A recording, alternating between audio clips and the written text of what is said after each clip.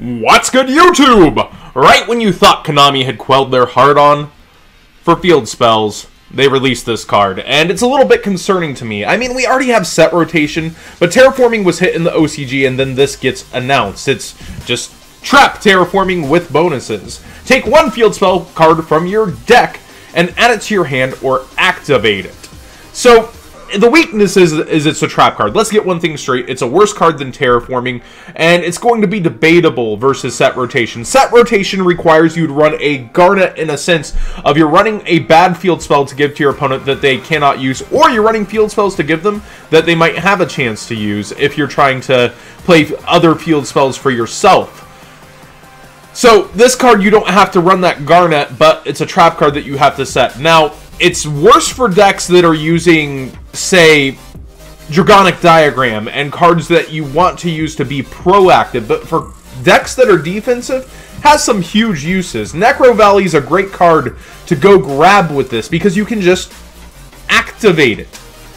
That's kind of the option they threw in here that's really insane about this card. You just activate Necro Valley from my deck. Do you not see the problems this is going to cause in a few decks? Oh, by the way, while I'm at it, chain the Paleozoic, call it Radiant Grave or something. You're not going to be running Necro Valley in a Paleozoic deck, but there's just going to be issues that are going to come up from this with the Floodgates field spells that come out.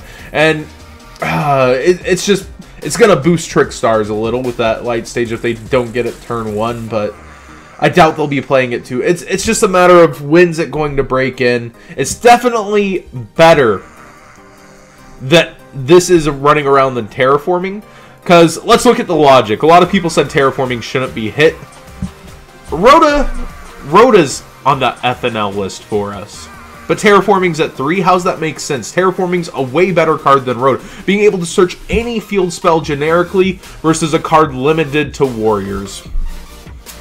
Which one's a little more impactful to the game? I realize we had Satellar Knights. I realize Rhoda's had a lot of times in metas where it actually meant a lot. But terraforming by far was the huge booster to so many decks. It literally thins the deck for you, gets you where you need to be going. It makes sure you're running basically 6 copies of your field spell, and then on top of it, you're thinning your deck faster when you're playing 40. But this card, like I said, the future problems I see are Floodgate field spells, and being able to access them on the drop of a hat during your opponent's turn. And for cards like this, cards like Necro Valley, this card is actually better because you bait their spell and trap destruction, and then you pop this on out. Other considerations, Closed Forest. It'd be kind of funny. Somebody chains this. You chain your own, bring out a Closed Forest. They can't activate it, so they have to add it to hand, but they're still at least getting it to hand.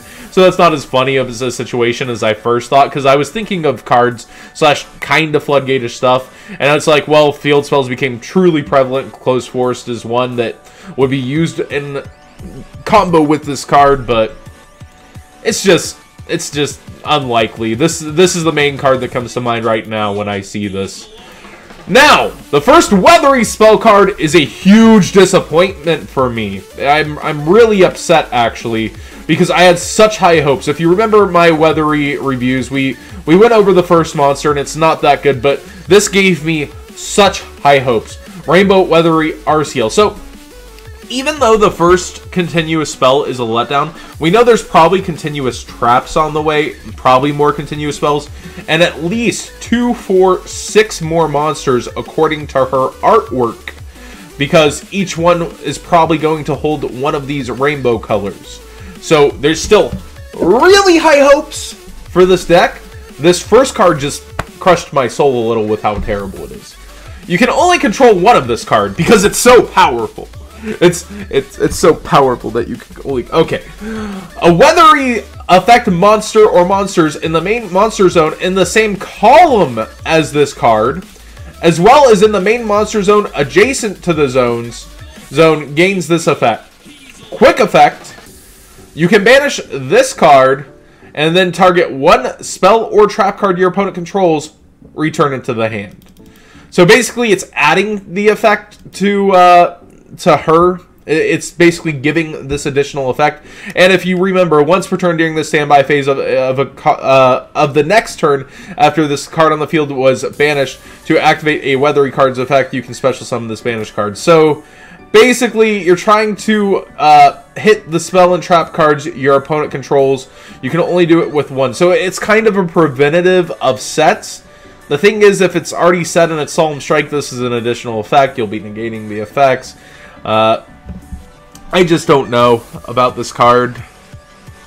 This card just... I get you're trying to control what's happening with the spell and traps. It's just... it's not that good. Especially with what we have so far. It's a little bit of a disappointment to me. But I get what they're trying to do. They're implementing the column effect more. Again... I just don't like that they're forcing it here. Maybe if it was like all your Weathery monsters could gain this effect, that would make the sense of why you could only control one. Then it's so powerful that you need it, but... just disappointment. Just like a kid on Christmas. I'm opening socks, but there's more presents to come, so I'm still kind of hopeful. What do you guys think about these cards? I personally think I like this as a card. I don't see the point of like hitting terraforming how you're going to and then releasing this card. I guess maybe their thought was we can't have both running around at the same time and full power. It would have made sense if this was later down the line, maybe, not just immediate for the OCG. And we're looking ahead at this card, and we'll probably be getting a ban list into Link format. We'll probably be getting our terraforming set, and we'll probably be getting this. History repeats itself, right? So what uses do you all think of immediately with Metaverse? Is Necro Valley the first thing that came to your mind, or did you have something else? And... am I underrating this Weathery card? I just feel slightly disappointed. Spell and Trap Control is very cool and all, but it's nothing preventative. I mean, I guess you can banish to Raigeki, which is kind of cool, and a field wipe because it's a quick effect. You can target the face-up card, so I guess it dodges stuff like Raigeki for the monster that's in the column.